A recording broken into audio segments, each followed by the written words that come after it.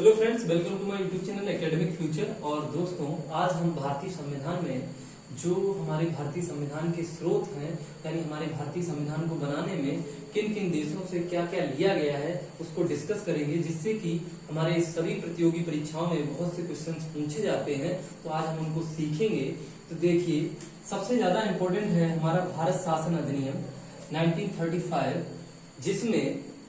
जिसमें लगभग भारतीय संविधान के निहित प्रावधानों के लगभग 2/3 भाग यानी 2 हिस्सा तो हमारा भारत शासन अधिनियम ही है। तो इसलिए ये काफी इंपॉर्टेंट है।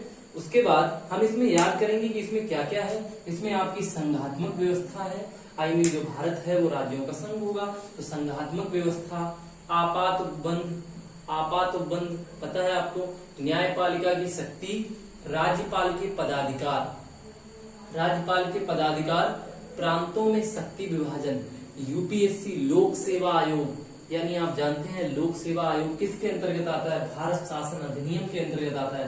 प्रशासनिक विवरण, जो प्रशासनिक विवरण है वो भी हमारा भारत शासन अधिनियम के तहत आता है। तो हमको कैसे याद करना है। दूसरा, ब्रिटिश संविधान। देखिए, ब्रिटिश संविधान से क्या क्या लिया गया है। सर्वाधिक मत के आधार पर चुनाव में जीत का फैसला। जब आप चुनाव होता है तो उसमें कौन जीता कौन हारा, ये चीज कहां से ली गई, यानी इसको कहां से लिया गया, तो ये हमारे ब्रिटिश संविधान से लिया गया। आई मीन जो वहां के अभी प्रेसिडेंट हैं बोरिस जॉनसन। तो देखिए, संसदीय शासन प्रणाली, जो संसद है उसकी शासन प्रणाली है वो कहां से ली गई है, ब्रिटिश संविधान से। कानून का शासन, कानून निर्माण की विधि, संसदीय विशेषाधिकार, यानी संसद को क्या क्या विशेषाधिकार मिले हुए हैं इसके बारे में भी बात की गई है ब्रिटिश संविधान के बारे में।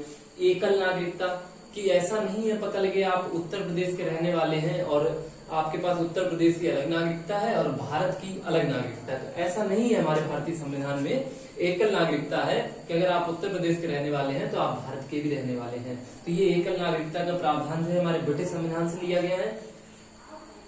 राष्ट्रपति की संवैधानिक स्थिति, ये जो है राष्ट्रपति की संवैधानिक स्थिति है, ये भी हमारे ब्रिटिश संविधान से ली गई है।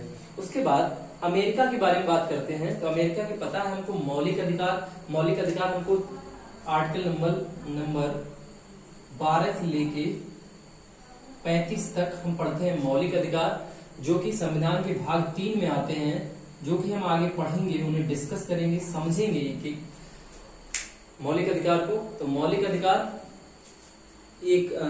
मौलिक अधिकारों की सूची, उच्चतम न्यायालय। याद रखना दोस्तों, उच्चतम न्यायालय जो हमारा 1774 में बना था कलकत्ता में। रेगुलेटिंग एक्ट 1773 में आया था, उसके बाद 1774 में कलकत्ता में हमारा उच्चतम न्यायालय बना था। अब उच्चतम न्यायालय कहां से लिया गया है, ये अमेरिका से लिया गया है, याद रखना। उसके बाद संविधान की सर्वोच्चता, यानी संविधान सबसे ज्यादा इंपॉर्टेंट होगा। ऐसा नहीं है कि यहाँ पे कोई राजा राज करेगा, नहीं, यहाँ हमारे यहाँ सबसे ज्यादा जो सबसे ऊंचा रखा गया वो संविधान है। यानी कोई भी नागरिक है वो संविधान की उल्लंघन करेगा या संविधान को नहीं मानेगा तो वो एक गलत व्यक्ति होगा। संविधान की सर्वोच्चता। उसके बाद राष्ट्रपति पर महाभियोग। देखिए, राष्ट्रपति पर महाभियोग आर्टिकल नंबर 61 के तहत राष्ट्रपति पर महाभियोग लगाया जाता है। तो ये जो है कहाँ लिया गया है, कहाँ से लिया गया है, तो अमेरिका से लिया गया है। उपराष्ट्रपति का पद आई मीन आर्टिकल नंबर 63 याद रखिए। तो ये है उपराष्ट्रपति पद, याद रखिए। अब अमेरिका से लिया गया, याद कैसे करोगे। देखो, अमेरिका में राष्ट्रपति होते हैं और उपराष्ट्रपति होते हैं। तो अमेरिका में राष्ट्रपति कौन है, अभी जो बिडेन है, और उपराष्ट्रपति कौन है, कमला हैरिस है। तो आप याद कर सकते हो। उसके बाद कनाडा की बात करें तो कनाडा से क्या लिया गया, केंद्र के साथ संघीय व्यवस्था। केंद्र के साथ में सभी लोग एकत्रित हो सकते हैं। केंद्र के साथ संघीय व्यवस्था, केंद्र तथा राज्य की शक्तियों का वितरण। केंद्र और राज्य की शक्तियों का वितरण कहां से लिया गया है, कनाडा से लिया गया है। राज्यपाल की नियुक्ति केंद्र द्वारा होगी। राज्यपालों की नियुक्ति नॉर्मल बात है, केंद्र के द्वारा की जाती है। जैसे राष्ट्रपति जो है भारत के लिए होता है, उसी प्रकार राज्यपाल किसी राज्य के लिए होता है, याद रखिएगा। आयरलैंड से, तो देखिए आयरलैंड से क्या लिया गया है, आयरलैंड से राज्य के नीति निदेशक तत्व लिए गए हैं। डीपीएसपी जिन्हें हम पढ़ते हैं 36 से लेके 51 तक। उसके बाद राष्ट्रपति के निर्वाचन संबंधी प्रक्रिया जो है वो भी हमारी आयरलैंड से ली गई है। राज्यसभा में मनोनीत सदस्य, यानी राज्यसभा में जो मनोनीत सदस्य होते हैं जिनको चुना जाता है वो भी हमारे आयरलैंड से लिए गए हैं।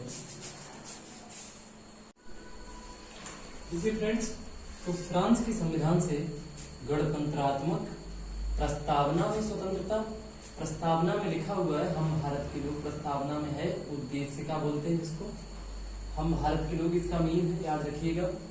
और समानता और बंधुत्व का सिद्धांत, समानता और बंधुत्व का सिद्धांत जो है वो हमको दिया गया है फ्रांस से।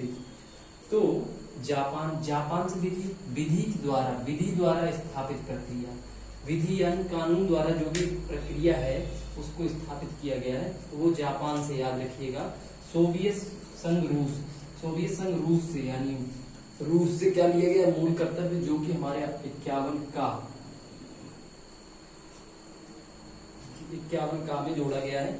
ऑस्ट्रेलिया, देखिए ऑस्ट्रेलिया से हमारी समवर्ती सूची को कहां से लिया गया है, ऑस्ट्रेलिया से लिया गया है। और संसद के दोनों सदनों की संयुक्त बैठक जो है वो भी ऑस्ट्रेलिया से ली गई है।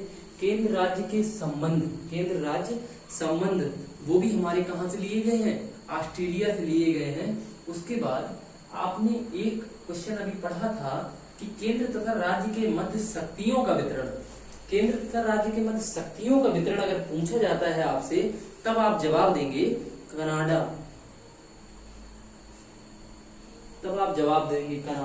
शक्तियों का वितरण अगर पूछ रहा है। वैसे पूछेगा केंद्र राज्य संबंध तो आप जवाब देंगे ऑस्ट्रेलिया।